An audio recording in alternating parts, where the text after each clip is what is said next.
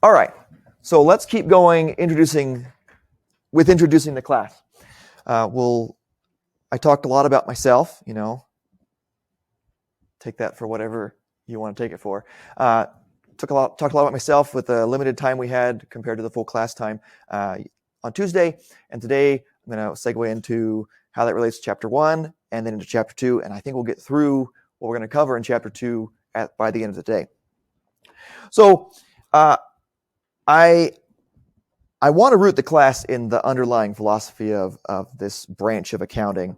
So maybe maybe I was a little overboard with that. I quoted from Art of War to make myself look really smart, or my idea was to try to get at fundamental roots of these ideas that have been around for a long time. In fact, a lot of ways, I think when accounting is born, in a way anyway, the modern accounting, double entry bookkeeping is born in 1400s with Pacioli, I think was his name, in Italy, wherein he formalized system within the merchants there used, and possibly used earlier. I'm not a historian in that regard, but that's the rough outline of it. Most likely one of the primary purposes for that double entry bookkeeping was for the decision making of the merchants themselves. It's very costly to take your boat out with lots of goods or in search of goods and then for it to sink. So understanding the costs and benefits of those kinds of ventures may have been one of the primary motivations for accounting, double entry bookkeeping in general. So that's my claim to cost accounting being the original sin of accounting, the original accounting, and then everybody else comes off and says, oh, well, we need to formalize this through some sort of financial regulations or rules about how we're going to present things to financiers and so on and so forth. Anyway, it's been around at least near the very beginning, and I want to root it in why it's around. And so let me start with just walk through a little bit of a story or two, and it's kind of a philosophical idea behind it, with starting from a very simple premise. Let's just start from the premise of sometimes you want something. We would agree that's true. I think everyone would agree. Sometimes you want something, and you can be. We'll talk about individuals and you personally or whatever, and it'll translate over into what companies want as well. But we'll get there when we get there. We want something, and we don't. What I mean by that is sometimes you see something that might be desirable for you, some degree you want to attain, some food you want to eat, whatever, that you don't have yet.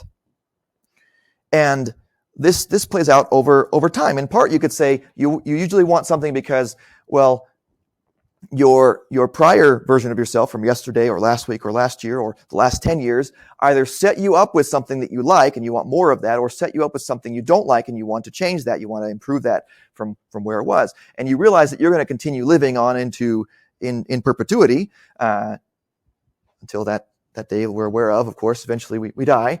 But you're going to continue living, and your future self might like to be set up properly as well. So I want something for my future self that person will look back and say, thanks, past self, you did a good job setting me up this way. And then from that idea, we start to say, well, what are the constraints of this game? What's the structure of this game of getting the thing that I want to set myself up in the future? So we start to go to reality, and I picked Sun Tzu in the Art of War in part because, like I said on Tuesday, he's a realist. He doesn't have a lot of high ideals about the art of war. This is the topic of the text. It's been around for thousands of years now, and instead he says this is reality. This is how it's really done, and you need to be very practical about it. So once we start to say we want something, or a company, we'll get there, but we'll soon analogize this to companies. Once a company says I want something, or I want to get certain desired object, we start to say, well, what's the landscape and topography of reality to dictate how much it's going to cost me to get that thing. So I'll jump into the story right now because it's more interesting than me talking about philosophical ideas and acting like I'm so smart. So when I was in your shoes as an undergraduate student in accounting, and everybody but like a 3 or 4 is in accounting, but you can imagine I'm in the same shoes as you, but with a green visor if you're not in accounting. And so I'm in your shoes trying to get an accounting degree, and I was at and I'll name some names here. It's fine. This person's not going to be besmirched by my my story about this person. The president of my university, Michael Crow of Arizona State University, where I was at. Like I said, he doesn't care what I say. He's got a stature that's much higher than being vulnerable to my opinion of him. Anyway, I was at Arizona State or about to enter, and I was saying, okay, well, I want to get this degree. Okay, I want something, and let's work backwards to what does it mean? What is the situation here at Arizona State in order to get this degree? And okay, this is where the president factors in. Recently, before I became a student, he announced the New American University, and that was going to be his new push or initiative or branding for Arizona State. And what does it mean to be the New American University? What it means you raise the tuition every semester. That basically is what it boils down to. I mean, I'm sure it's much fancier on the PowerPoint slides when you actually announce it, but really in effect, it means we're going to make it much more expensive, and people will follow on and assume that means higher quality. So anyway, I'm facing this. I want this degree, and it's going to be costly. It's going to be costly. In fact, just to point out that I'm not just mad because I had to pay higher tuition. There was an interview with Michael Crow in the campus newspaper there, and somebody brought that up and said, people are asking, what do you say to those who are not happy with tuition rising significantly every semester? And he says, well, people aren't really mad about tuition. They're mad because they don't have enough. They only get mad if they aren't able to borrow enough to pay for the tuition. That was more or less what he said. They're worried about the financial aid opportunities. As long as financial aid keeps up with the tuition, then they don't care. That's a paraphrase of his wording. So, okay. All right. So anyway, I'm facing this situation. I'm like, okay, well, all right, the literal cost in money is going to be rising with time. So maybe I should shorten the time. What are the constraints on the time? So I start looking, again, I'm just fleshing out the idea of me looking around at the landscape of what do I have to invest or what is going to cost me to get this thing that I want? And all right, I have certain transfer credits I'm bringing in. And that chips away at the 120 credit hours required. And my degree is accounting. And let's look through the requirements of the accounting degree. What classes specifically required? Okay, some of them are connected by prerequisite chains. So we have one class, and that's a prerequisite to the next class, and that class is a prerequisite to the next class. And the longest of these chains in my degree was 6 classes long. So it's okay, well, assuming I can't sweet talk somebody into letting me take 2 of these and cheat and be like, oh, well, I'm smart enough, I can take another class ahead of the time. My minimum amount of time of rising tuition rates is 6 terms. And with luck, some of these will be offered in the summer. That means 2 years. So I tried to figure out what it was going to cost me. And I made plans, and my plans were shaped by the lay of the land. So we start out with something we want. We say, what are the costs to get there? What are the bounds and constraints of reality? And that ends up shaping a lot of our plans. When I start the textbook here, if you've read through chapter 1 at all, I more or less start with different words. I talk about descriptivism, and that is the ism that belongs to cost accounting. It's not a prescriptivism where FASB or the SEC is or the IRS or Congress through the IRS or whatever is taking rules and saying you must do the accounting this way. Instead, managerial accounting will exist whether there are laws about it or not. People want to know, companies want to know, are we being profitable, and how can we be more profitable? We want to have certain profits, and what's it costing us to get the revenue, and the net of that being the profits. And so we're just describing here in cost accounting, descriptivism, then what's really happening out in the field. Companies looking at the lay of the land, trying to get a feel of where they're at and what it will cost them to earn the customer's revenues. So we come up with a really simple equation here. I say simple. It might look a little different. You're used to the idea of profit being revenue minus cost, or expenses. You could say expenses and cost if you want. I've phrased it in a more mathy way. There's a revenue function, and there's a dot here, which just represents there are a bunch of things that contribute to revenue. You have a flashier color to your packaging, that could drive up revenue. You have celebrity endorsement, that could drive up revenue. You have an in-demand item, like in, I think, 2015, Chewbacca masks, suddenly your revenue drives up. And remember Chewbacca masks? You're like, that was back when I was in primary school. No, I'm teasing. That's only 7 years ago. None of you. Okay, I just wanted to make you feel young, I guess, for a second. Anyway, we also have this C function, cost function. And so we have a dot in there saying all the things that drive costs. Okay, these could be one-time events like, oh, hey, guess what? The factory power runs out or the factory burns down. We have all these costs. We have some big lawsuit. You have other more mundane and regular kinds of problems that have, or cost drivers, things that drive cost.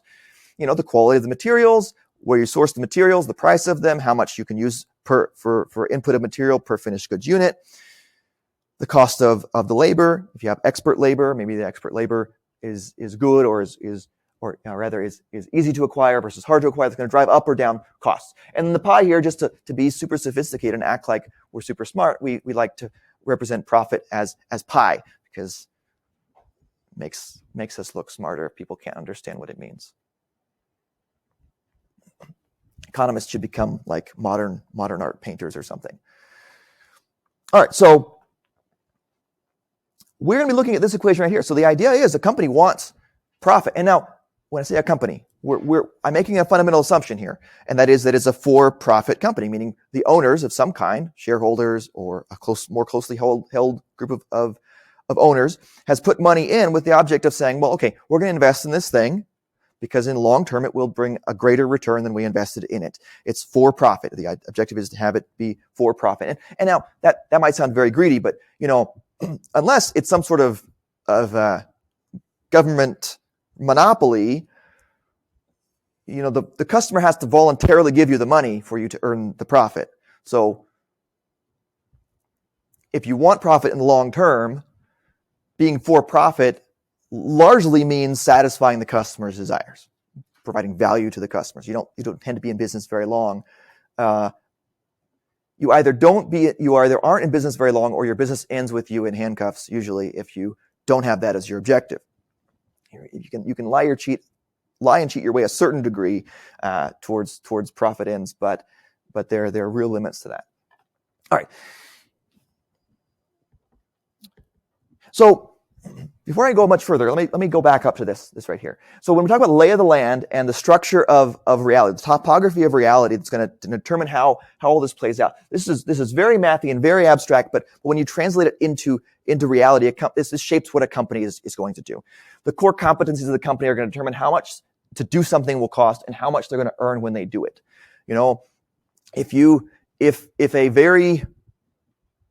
I'm not sure in 2007 if any other phone company would have come out with a smartphone. It would have had quite the impact as when Apple came out with it.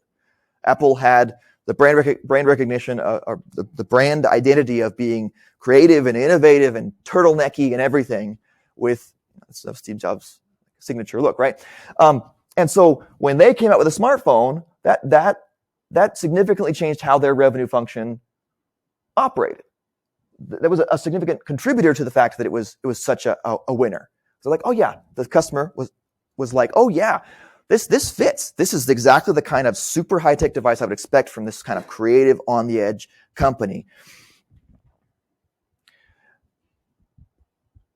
Let me go back to this personality model I brought up on Tuesday. I talked about my own personality and whatever. You can see it a little bit in that idea of, let's say, on a personal level, what is the topography going to affect? How is the topography of reality going to affect things when how I go about getting what I want? How is it going to affect how I go about getting what I want? For example, the telltale test people say for whether you're an introvert or an extrovert is do you get charged up by social in events, or do you feel drained by them afterwards? And charged up means you're an extrovert. You really get amped up because you went to this party or whatever. And if you're drained by it, you're likely more of an introvert. And if we put that into a cost perspective, we could easily see that. Let's just say social event always has the same payoff. It always brings in the same revenue, if you will. Maybe it brings in more or less to other people. I don't know, but for this sake of argument, we could simply say, let's just say it stays the same.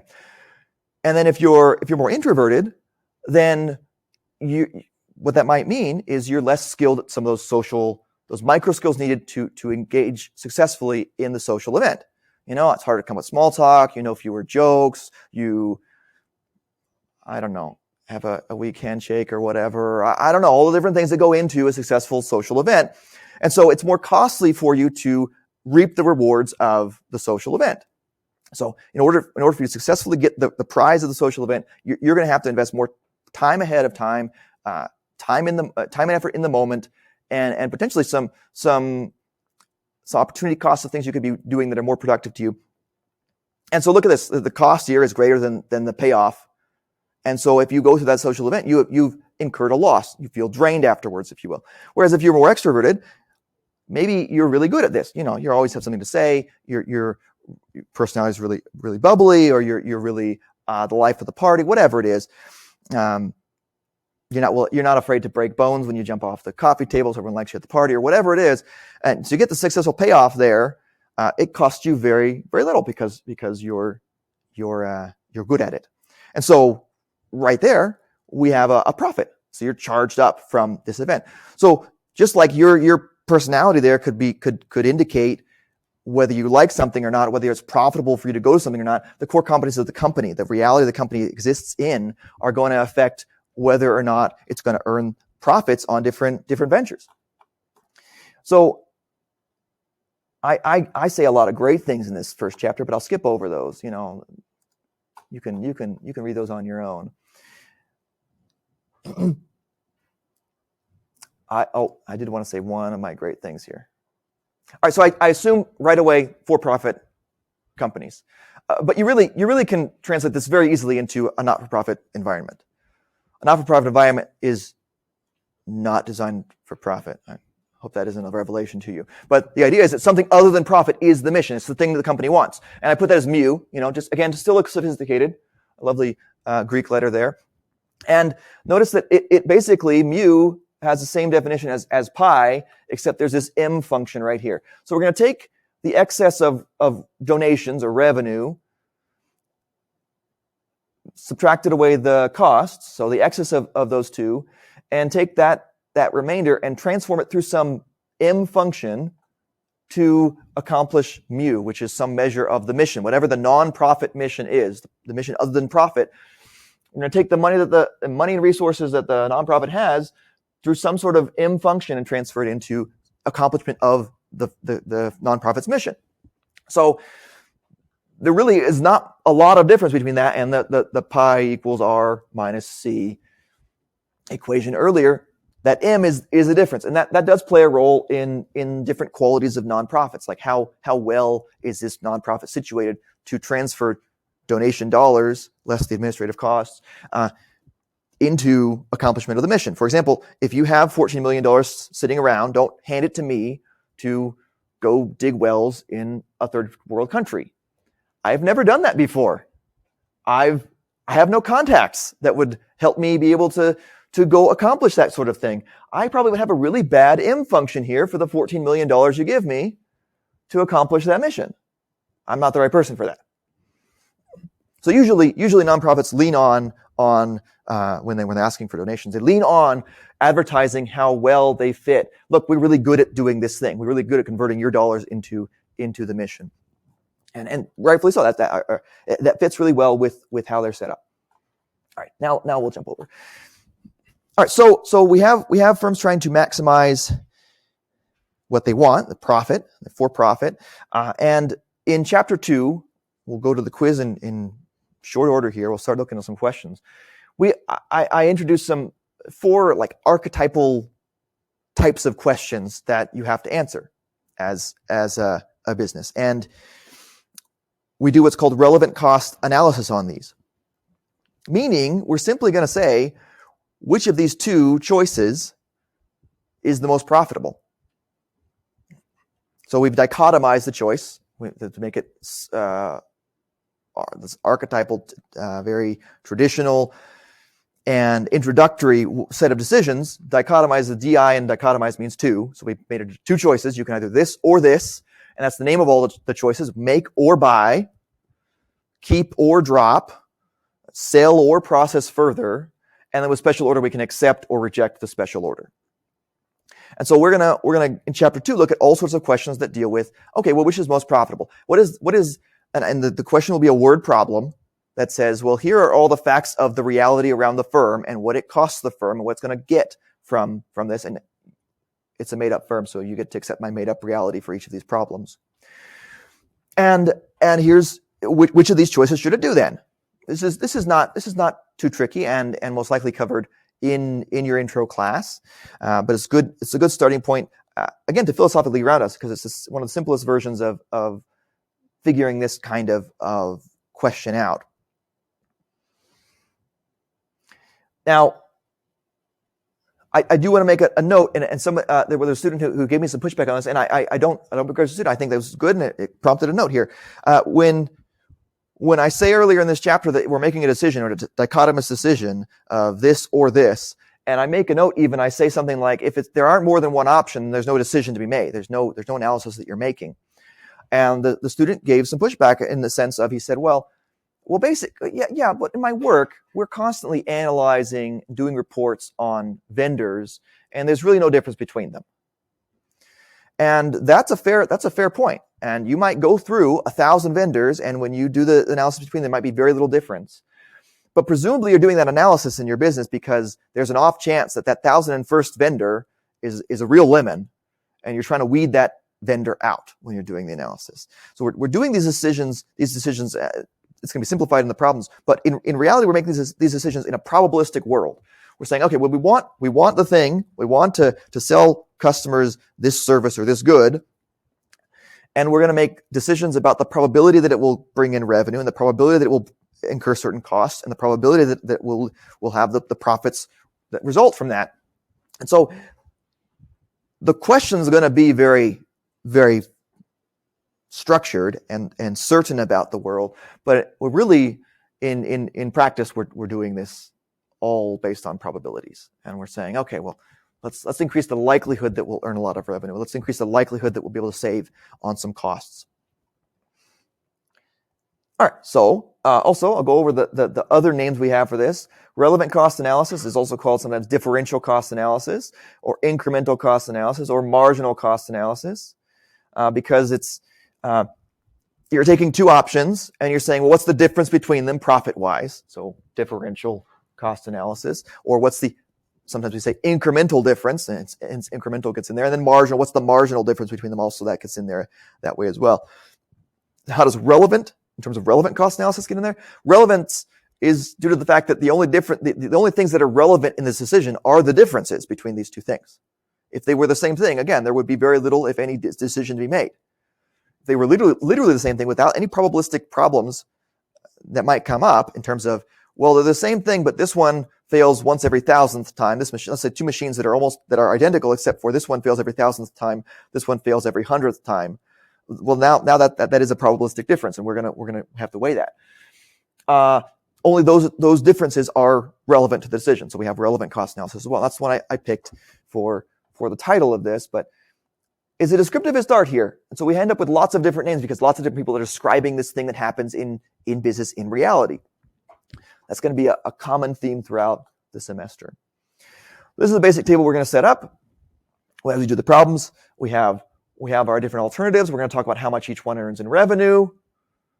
And we're going to have a difference. We can set up a column of differences here as well and say, well, looks like we earn $250,000 more if we pick alternative number 2 versus alternative number 1 in revenue. But then we can also we're also going to include the costs, so row for the costs, and it looks like we actually incur $275,000 more in costs when we choose option alternative 2 instead of alternative 1. So the net of these two differences is also going to be the difference between the profits of the two alternatives. Down here, $25,000. We're going to earn $25,000 less overall in profit when we choose alternative 2 versus alternative 1. And that basically is the end of relevant cost analysis.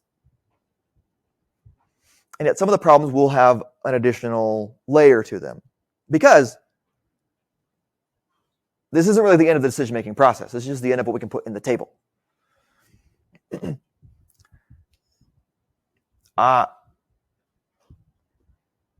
Like I said, the last couple of things I've said here about probabilistic decision-making here, and I'm going to make the problems very sure about what's going to happen in the future, but in reality they aren't.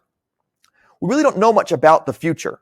We have lots of guesses, and we love our guesses. It's a human pastime to love your model of the future. But in reality, we don't know that much. In fact, I know that all of us in this room don't know that much, or we would be living like Biff in Back to the Future. He gets that sports book. He knows what's going to happen in the future. Yeah, what would you be doing here? Like, really, if you knew the future, you should be on an island. So you'd have all the money in the world. If you knew the future for sure, there would be no reason for you to be here with the common people. So instead, I know that there's some uncertainty about the future, and as we go in further, and then this seems also pretty solid. As we go further into the future, the uncertainty expands. It gets bigger and bigger, not just like gradually bigger and bigger, but exponentially bigger and bigger. So there's this. This is my daily attempt. It seems like it's a habit now. My daily attempt to seem really cultured. So I have a passing interest, or I had a year or two ago. I haven't watched these videos much anymore. Passing interest in chess and chess videos. I'm not very good at it, but when you watch chess video and you watch like an analysis of a game, you're like, oh yeah, no, I would have made that move too. And so you feel really smart and everything. But there's this one chess analyst guy, Agadmator, or something like that. I think that's his name on YouTube. And he would analyze his games. And very early in the game, almost always anyway, he would come to this point where he says, and now we've reached a position that's never been reached before. I'm like, are you kidding me? That's just something you're saying. Because, I mean, it's a chessboard. It's been played for lots of times. And he might be limiting it to like recorded games of ranked players or anything. But even then, we have thousands upon thousands of those in the database that he must be drawing from. But when you do the math of a chess game, you have 16 pieces on each side. You have 64 squares with the 8 by 8.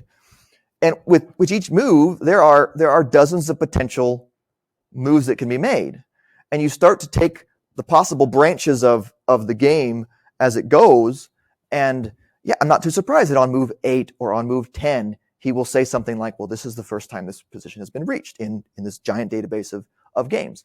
As you move forward into the future, it becomes this, you get this combinatorial explosion of potential outcomes, and it becomes more and more and more uncertain.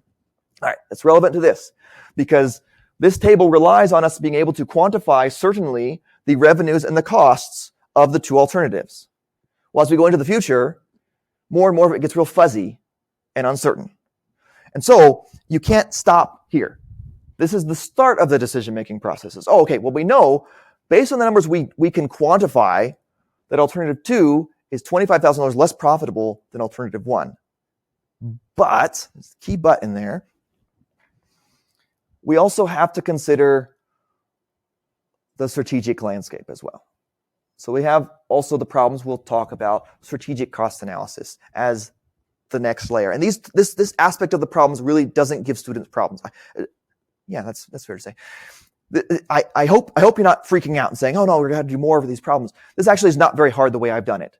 But I want to insert that memory kludge in your mind that says, okay, well, no, there is an extra layer here to the decision. You've got to also say what's the bigger picture for the decision, because we live in a very complex world, infinitely complex, you could say. And chess is, I mean, it's very constrained. Each piece can only move a certain amount, and even it gets this combinatorial explosion where the computers that we have, which are great, and you'll never win against them if you're trying, but even they take a long time to figure out too many moves into the future. And so we need this kind of strategic cost analysis, or something that's called qualitative analysis, or strategic cost management is sometimes the word that people put in there, because you're doing the analysis to manage which decision to make, to decide.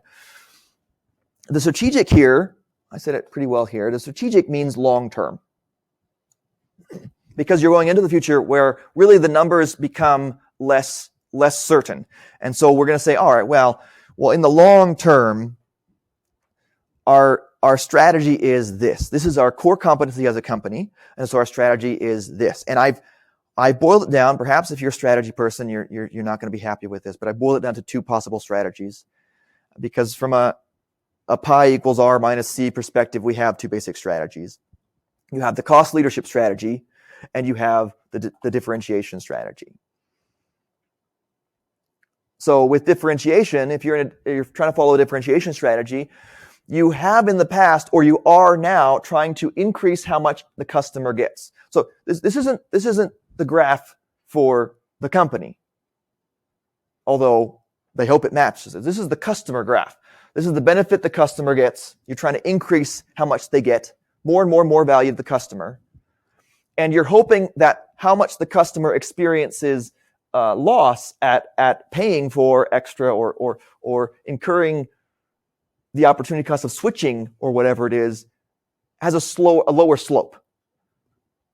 So I'm going to give the customer more value by differentiating my product, and says, I solve your problem better. You're going to have to pay a little extra for me, but because the customer really values this thing, the customer overall value, what they get out of this new arrangement, is higher than what they got out of the old arrangement. That's a differentiation strategy. And yes, it's going to cost more. All you with iPhones, you know, it's going to cost more, but you get more out of it. Well, you say you get more out of it. I'm not an iPhone person, but you say you get more out of it, and you religiously buy the next iPhone, of course. But that's the idea. The blue line is the customer's line. We're going to increase customer value, and then of course that means that long term the customer is going to want to buy from us more. That's a differentiation strategy. And the cost leadership strategy says, okay, well, we're going to focus on that bottom line. Okay, how can we limit how much the customer, what cost the customer incurs? Let's reduce that.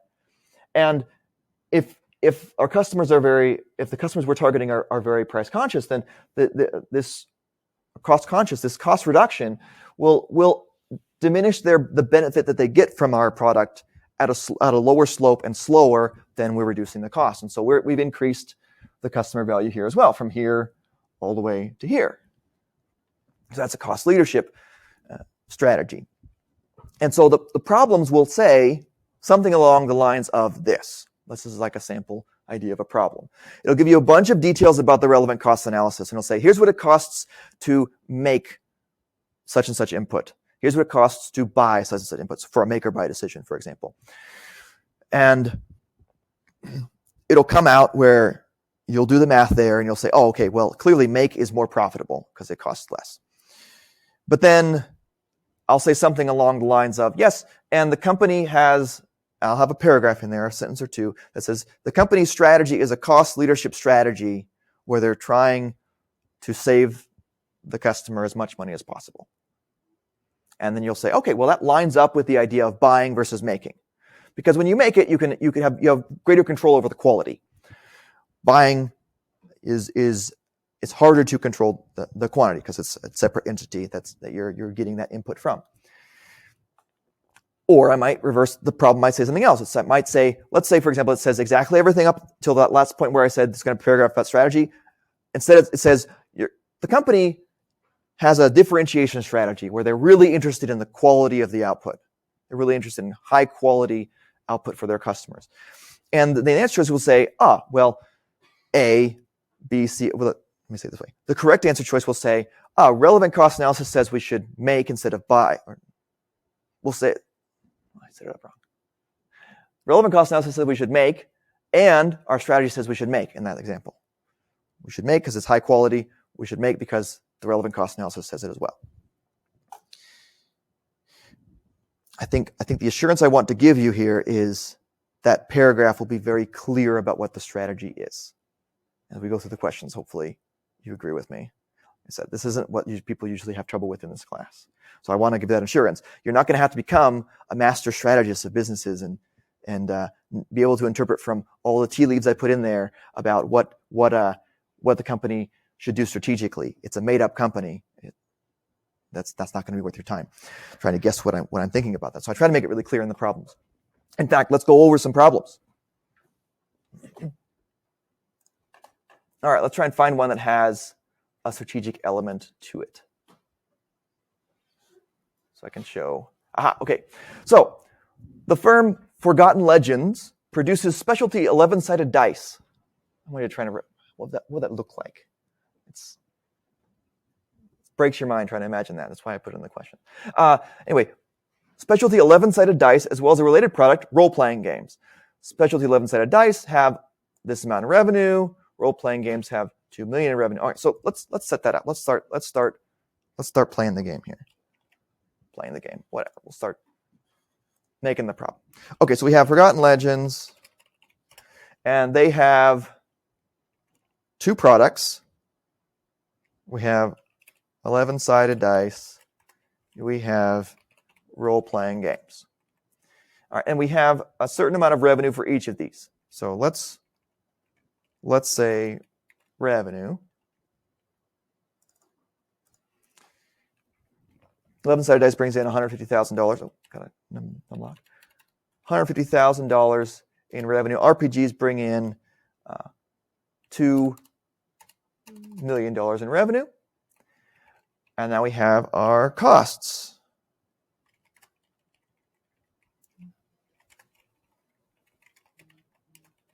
And we're going to have the same 2 products and what they cost us. So the costs for 11-sided dice are $275,000. Revenue for the costs for the role-playing game are $1.75 million. I meant to copy that now. Cut it.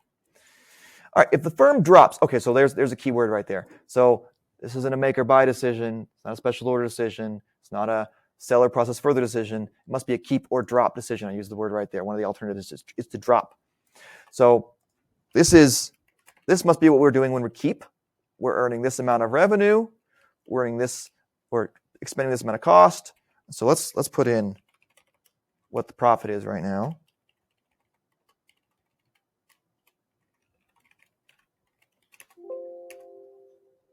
Okay, we're losing. Perfect. Thank you. There we go. Yeah, I don't want to jip 11-sided dice there. They're very important. Okay, so we're earning, the profit is $126,000, and if I've got everything else copied over, right? And so now we're deciding whether or not to drop it, keep it or drop it. And I put a space in there just to make it look a little prettier. All right, if we drop the 11-sided dice, then revenue for role-playing games will decrease by 5%. And the firm cannot avoid $10,000 of the cost of producing specialty 11-sided dice.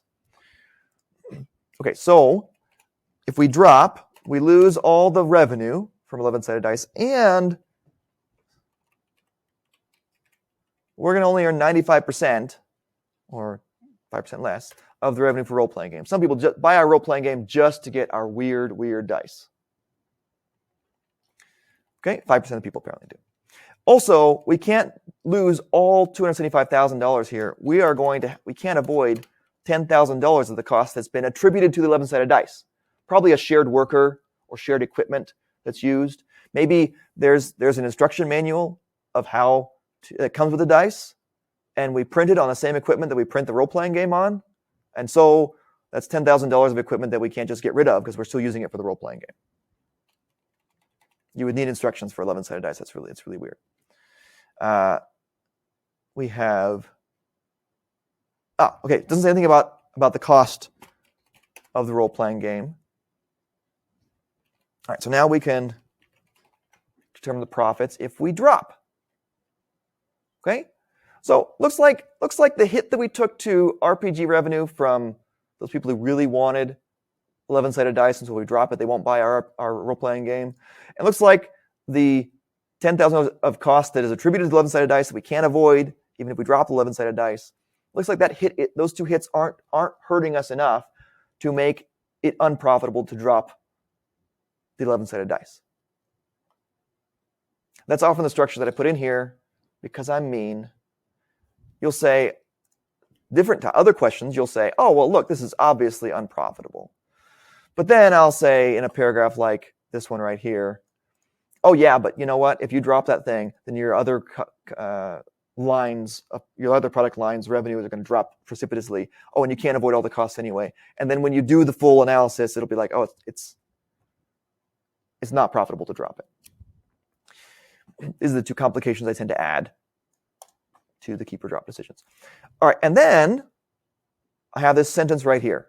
Like I said, I think this is pretty clear which of the 2 the strategy prefers. The firm's specialty 11-sided dice are an important part of the firm's differentiation strategy. So strategically, should we drop or keep the 11-sided dice? We keep it. I heard keep. I heard somebody say drop too, but we keep it because this is an important part. Regardless of anything else, and not the numbers, just think for a second, what does this mean? If we knew no numbers, yeah, we would want to keep it, of course. We wouldn't want to drop this important part of our differentiation strategy. And so strategically, let's do this. RCA, relevant cost analysis, says one thing. Strategic cost analysis says keep. So RCA here says, we should drop it. Here are the answer choices. Because the firm's strategy is differentiation, there are different recommendations for strategic cost analysis and relevant cost analysis. Looks like that's the one that's true. These two differ. Strategically, we should keep it. But I know I said something wrong just a second ago. But let me keep with this statement. But with RCA, we should drop it. So this is the right answer for this question. Let's go to the other answer choices here as well. And let me fix something I said a second ago, a few minutes ago. Because the firm strategy is differentiation, there are the same recommendations. No, they're not the same. Two recommendations are different. The firm's differentiation strategy is irrelevant. No, that's not right. It's going to be important because it's going to determine whether or not we should keep this unique identifier of our company. This thing that differentiates us. There's not enough information to conduct either relevant cost analysis or strategic cost analysis in this problem. That's also incorrect. Now, sometimes, just like with play action pass, you have to keep the defense honest. Can't let them all crowd up in the box. Sometimes I throw out a problem where you can't solve it, and yeah, it is indeed impossible. Every once in a while, that's the correct answer, but not this time. Okay, so let me go back and fix something I said. In my zeal of pointing things out. No, I said it correctly. Yeah. Okay. So step one was when I looked at these numbers right here, I'm like, well, obviously this is unprofitable. Step one. Then the professors mean as the complications that change what the actual, it's not just those two cells that matter, or that it's not just dropping these two. Yeah, it's not just as simple as dropping the revenue and dropping the cost of the 11-sided dice. You also have how does that affect family products, and also what are unavoidable costs for the 11-sided dice. And then it's still more profitable to drop it than to keep it. So originally I thought it was more profitable to drop it than to keep it, and after all the complications, it's still more profitable to drop it to keep it. So RCA says drop to keep. Yeah, when I looked at it briefly after thinking about the strategic, I thought, I said it wrong but I did not. Okay. How'd that feel? Like pulling a Band-Aid off or something. I'm getting some expressions of, I didn't like that so much. Well, luckily for you, it's just one quiz on one chapter. Don't worry. All the others are different. I promise. All right, being a little sarcastic there. It's still me who wrote the questions and the things. So let me see if there are concerns. Let's see if I can help resolve. Should we do another question? See if the same toxic traits you saw in this one persist in other questions. All right. I want to have ones that included a strategy thing. So I think we get the most bang for our buck. We do RCA and we do the strategic component as well. So first off, just as a test-taking tip, the first thing I want to do is I want to say, what is the question asking? So I look to the question stem.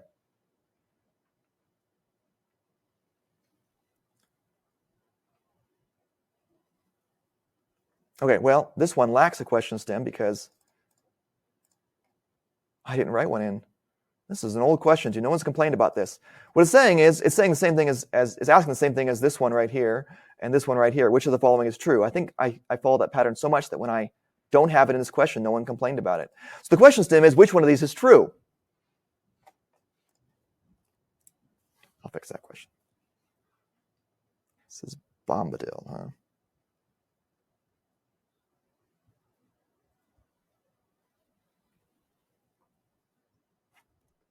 Basically, I want my lectures to be an opportunity for me to get humiliated. I make sure that's the case also before the camera runs, when I try and guess names and fail inevitably with a lot of the names. So you're welcome for that. Schadenfreude. All right, so the question stem, which should be here, is which of these is true? Which of the following is true? And then I see a bunch of answer choices. So even if I didn't know there was this sentence about strategy, I can see from the answer choices, looks like there are a couple, there's somewhere it's 14,000 because it's in every choice. And it's a question whether it makes it more profitable to buy or make, or less profitable to buy versus make. And each one of them also has this thing about strategic cost analysis. So if I'm going through the chapter quiz, I can say, or the exam at the end of the class, I can say, oh, well, look, these choices are clearly going to have me decide whether or not what the strategic cost analysis says and what the relevant cost analysis says. And I'll probably get 14,000, but it might go which direction based on whether I do it right or not. All right, so let's look at Bombadil, if I can spell it. So Bombadil Company here. We provide financial consultations and must decide whether to accept a supplier's offer to sell the firm an essential input, consultant hours. Okay, so we have we're considering whether we want to subcontract with a consultant. They're going to sell us the hours instead of us making them through an employee ourselves. The supplier is willing to supply the input, this consultant hours, for $110 per hour. Bombadil requires 500 units of consultant hours every month. So we could produce that in-house by making the input of consultant hours, or we could buy it from a subcontractor for $110 per hour. So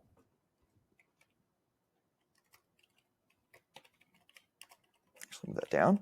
We have make, a little bit here, and we have buy. Those are the two options, clearly a make or buy decision. It's the other thing I want to identify with chapter 2 questions is, and I could tell that from what the professor very helpfully underlined in all of the question answers, the potential answers here. It's clearly a make or buy decision. And so to make, there's no indication that there's any difference in revenue. So we could just leave it blank, or we could put in, crazy numbers, but as long as we keep them the same, there's no difference. There's no indication in this problem, I just scanned ahead, that revenue will differ. The difference is going to be on the cost side. That's what we just read. We read that to buy it, we need 500 units of consultant hours at $110 per consultant hour. So it's going to cost us $55,000. That's what it says right there. To buy.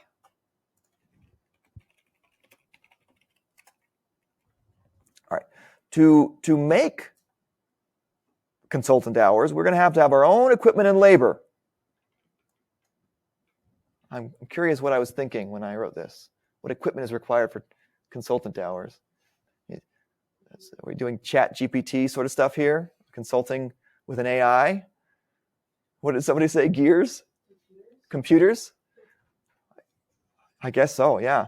So we can make it ourselves with magic and fairy dust, apparently, with equipment leased for $50,000 per month. So we're on a monthly situation. I try not to play the period game in chapter 2 here. You've got lots of other learning objectives. They're usually all in the same period. So we're monthly, just in case you're worried, though. $50,000 per month, and labor salaries are $17,000 per month. We also have some other costs for $2,000 per month. All right, so if we make, we're not going to buy anything. We don't have to pay anything for purchasing hours. But we have equipment, and we have labor, and we have other. And equipment costs us $50,000. Labor costs us $17,000. Look, it's already costing us more than it's going to cost us to buy. So I think I can already guess which option is more profitable.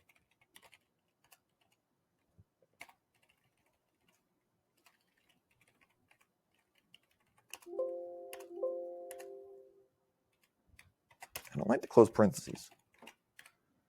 Okay, well that was pointless. What am I doing? I'll put a reasonable number so Excel knows what to do with it. There we go. Or I'll leave it blank, like many of you will want to do because you're on time crunch on the final exam. Your bladder's about to burst if you don't get this question done.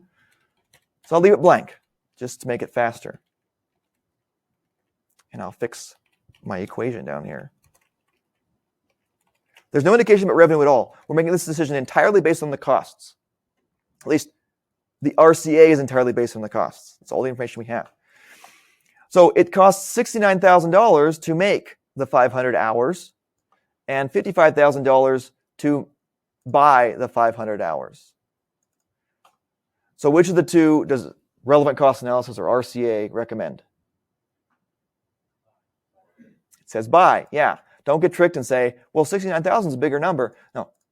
This is in the whole $69,000 against whatever the revenue is we're making. So make sure you got the signs right if you're going to omit revenue here. All right, yeah, we should buy. So RCA, I put that over here. RCA says buy.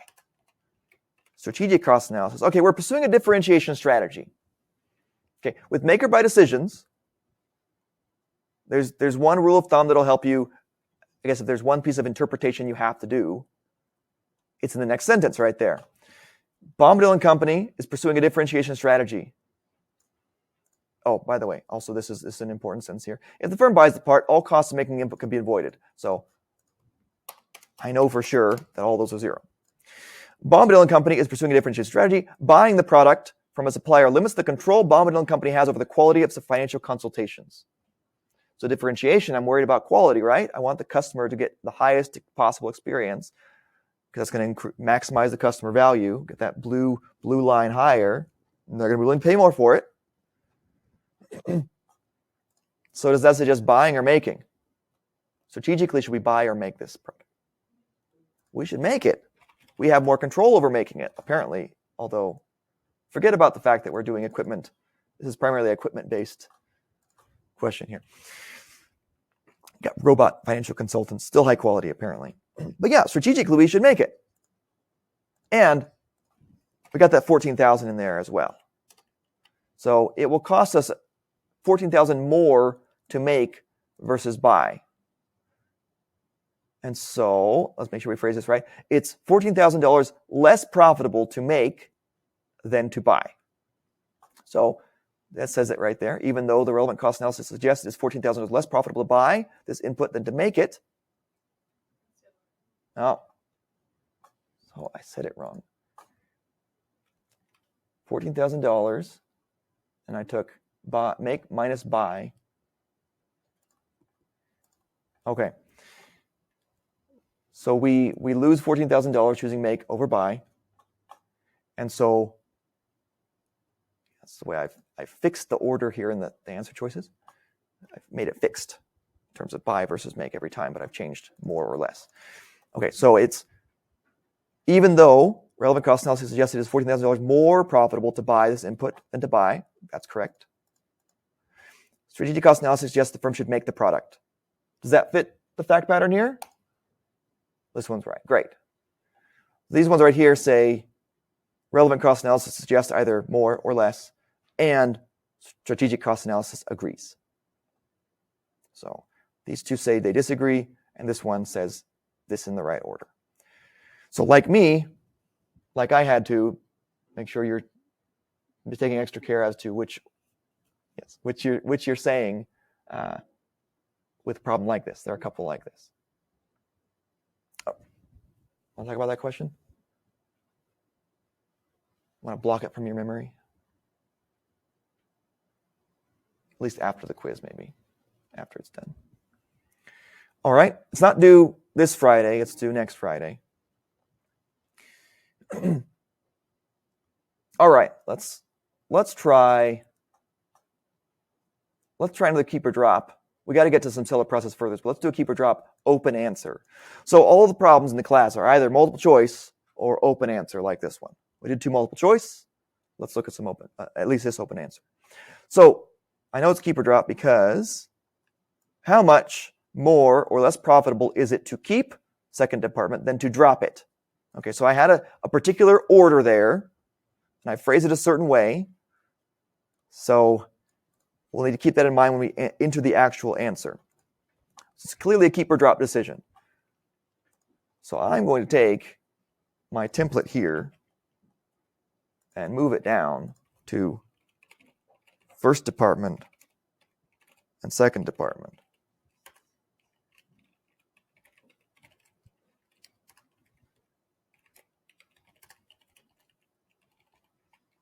And I don't see a strategic component, any paragraphs that gives me any strategic things. And it would be very difficult to give you an open answer question with that. So we're just looking at RCA here, relevant cost analysis.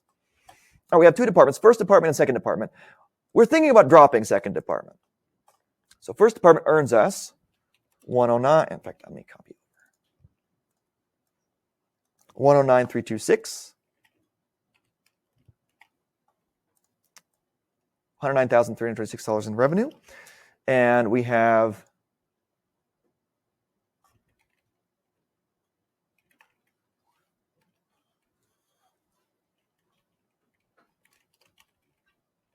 first department variable costs here, $50,713. And its fixed costs are $24,741. Second department brings in $219,903 in revenue and $191,189. It costs $191,189 in variable costs and $29,841 in fixed costs. So let's look at the typical pattern here. Just looking at it, I can say, well, they bring in $219. We're thinking about dropping them. They bring in $219. They cost us $221. So on its face, looks unprofitable. The professor's going to be mean. I'm going to throw in a bunch of complications in that big, long paragraph. But before any of that, looks unprofitable, we should drop it. That's what I would say. That's what I would guess if I were doing this. But we have a certain amount of fixed costs from second department that cannot be avoided if we drop it. Okay, so we can lose all the variable costs from second department. But we cannot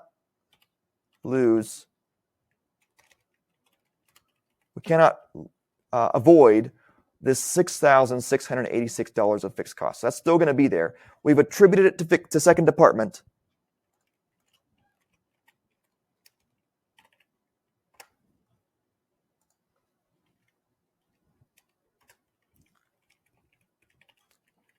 But it's some sort of a shared cost in some way. Otherwise, it would not be unavoidable. All right, and dropping second department will reduce sales for first department by $8,915. All right, so if we drop second department, we're going to have our first department sales minus $8,915. Is that okay? We're following along? Yeah, that's not too hard. And then I got to make sure these translate over. No.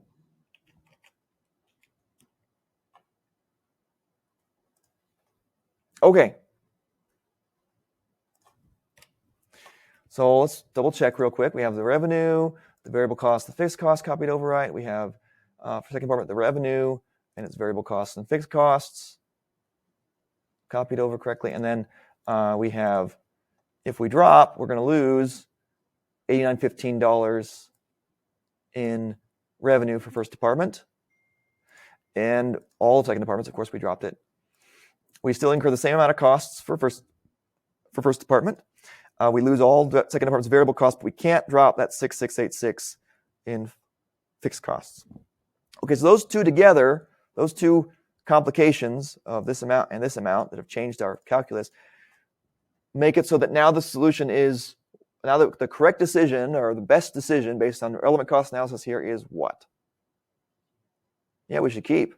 The profit under drop is lower now than the profit under keep. Good job.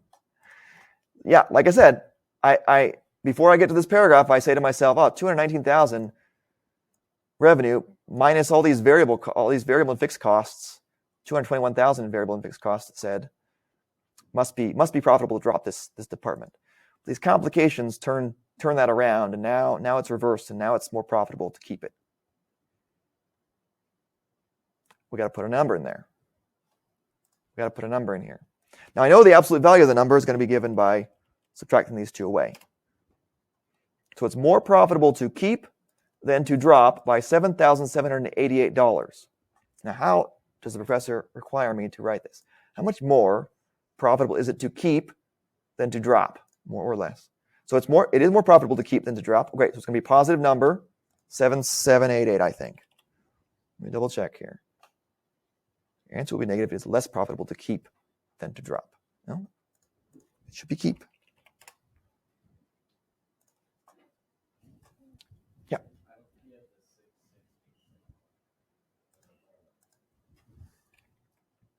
Ah. That won't.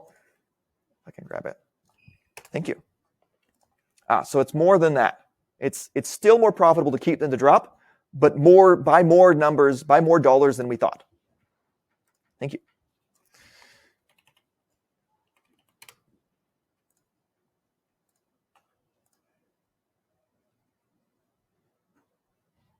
Okay.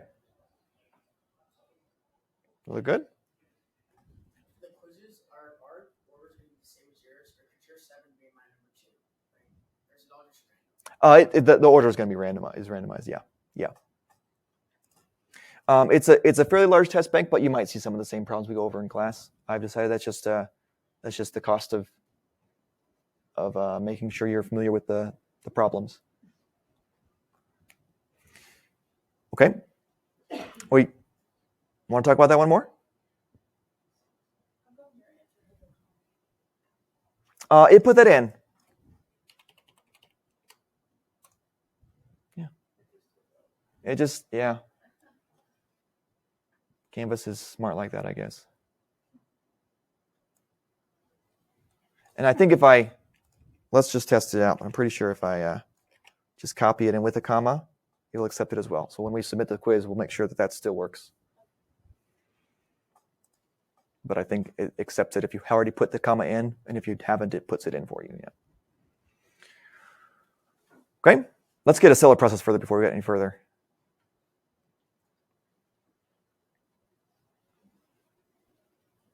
No, I don't. Did I see one earlier?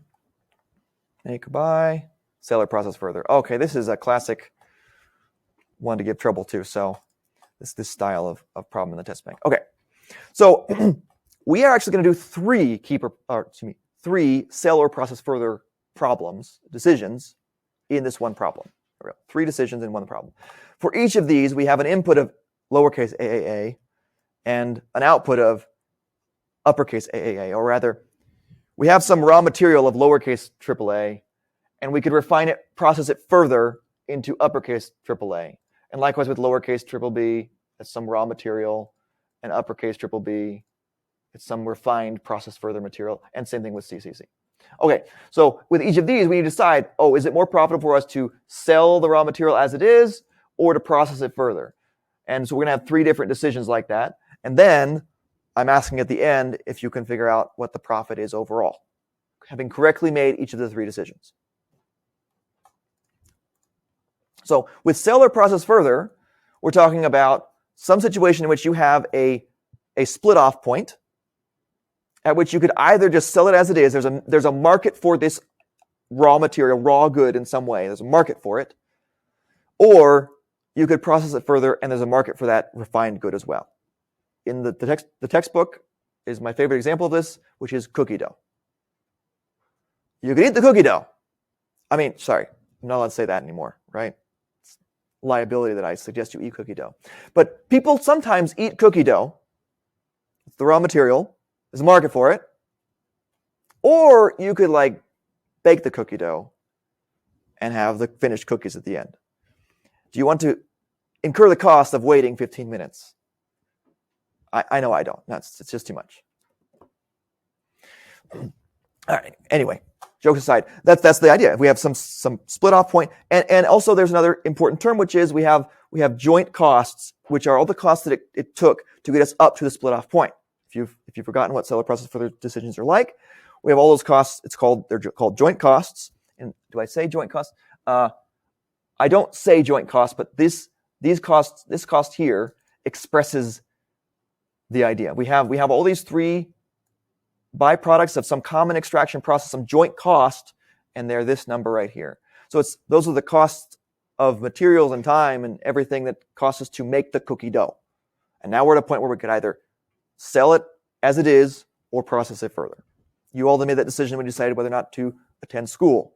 I could sell my labor as it is on the market, or I could process my human capital further and sell my labor at the end of the education process. And you're all here because you chose to process further. Otherwise, you wouldn't be enrolled in classes. That's what you're doing. Okay. So we can set this up, and for each of the three questions, it'll set up pretty similarly. And we have one final note at the very end to make sure we remember. So here we don't have a name for this. Nameless Company 1. We have AAA here. I'm just going to put the lowercase number. We have triple B, and we have triple C. And I'll stop making it so pretty and just give myself some space. Okay, now we have sales if we sell it right now. The revenue if we sell it right now. In fact, I'll call it revenue so we don't confuse that with the verb or the option that we're talking about. Sell it right now. I really want to set it the same way. You know what? I will set it up exactly the same way. So AAA, if we have, I want to use the table the same way for consistency.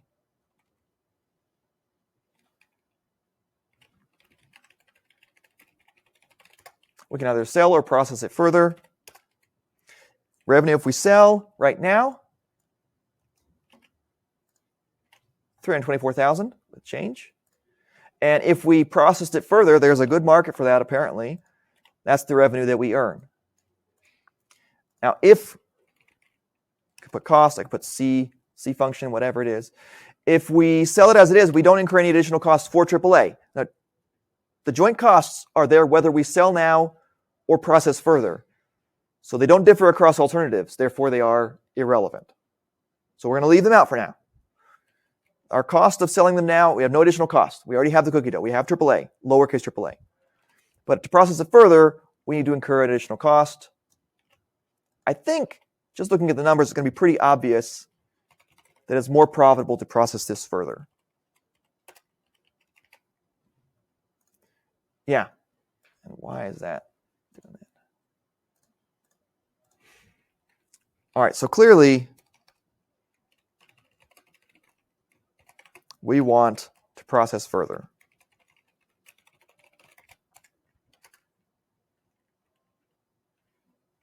Is that okay? All right, let's go on to B.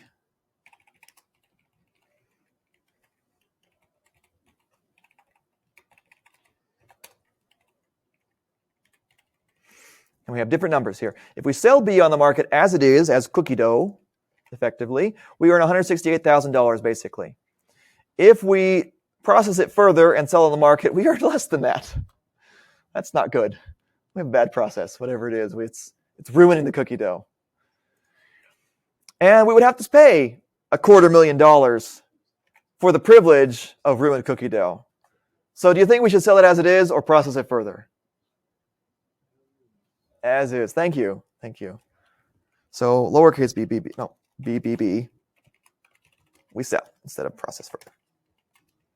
Okay. Let's do one more time for CCC and make sure we remember the last little step.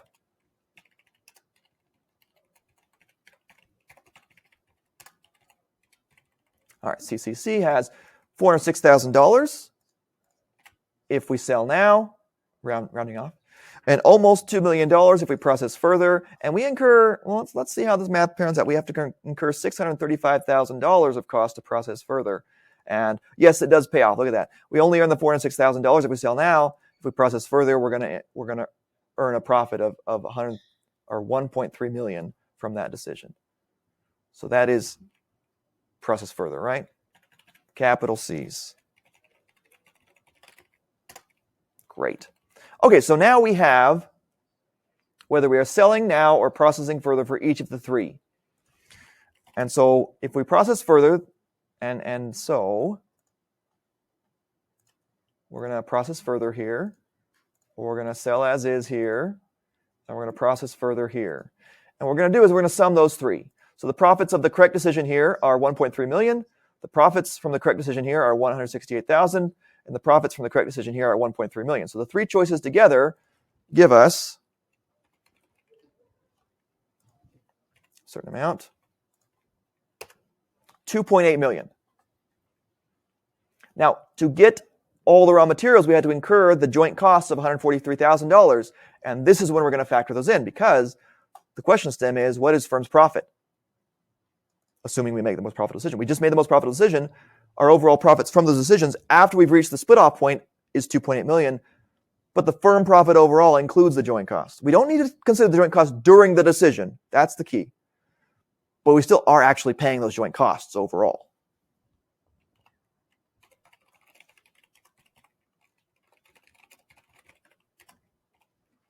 And so we have our joint costs of $143,000.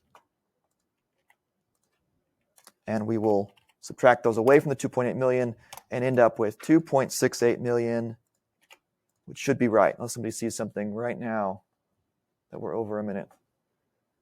All right, let's submit and make sure we got them all right. We answered 4 questions. And we got 12 points out of 30. Great. That should be, we got them right. Okay, so my plan is to maybe go over a couple questions in Chapter 2 on Tuesday, but then jump right into Chapter 3. I'd love to make sure that we're getting into the chapters as early in the week as possible so that you have lots of time before the due dates on Friday. If we can get ahead a day or so in the lectures, that's great too.